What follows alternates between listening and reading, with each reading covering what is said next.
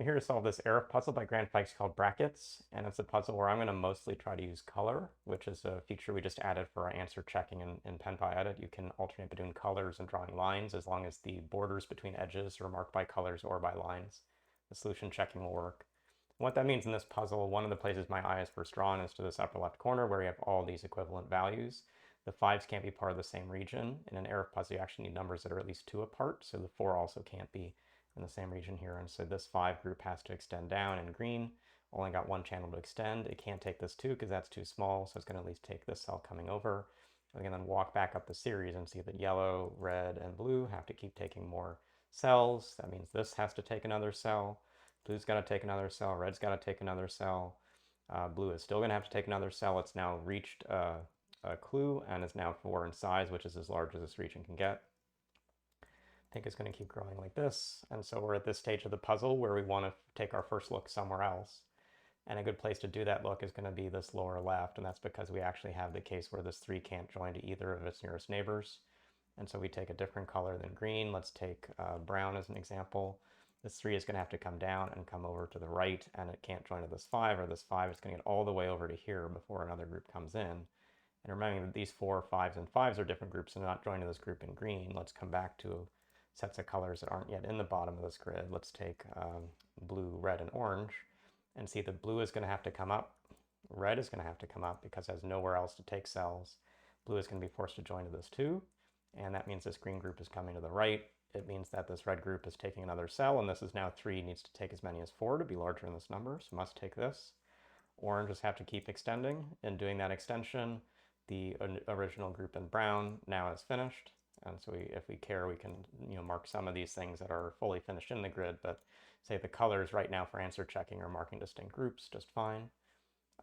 Orange is not connecting this 5 or this 4, so it's got to come up here. So this is a good set for it to join, and it's still only 5 in size, so it needs to take one more cell. Can do a few things at this point. One is to say, well, what number does this 5 actually connect with? It's already taking as many as 9 cells to get to here. The only number it can reach that's larger than that is this 20. So there's some path which includes taking through these gapped cells so that this 20 connects back to this 5.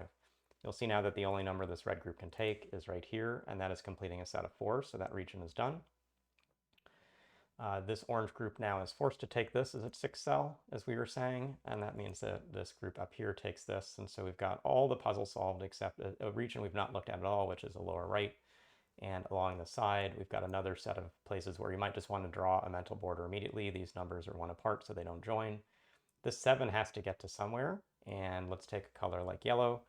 If this is coming up this path, you can say, does it take the 5 or not? It has to take the 5 before it reaches that number because the 5 also has to get out here. And so when these join together, we know we have exactly a region of size 6. That's this region. We can then come back and say that this 4 has to join to this 2 and form a region of exactly size 3. That's up here. Those being the limits of those regions, when green comes across, we'll have to take the cell. So this is all true.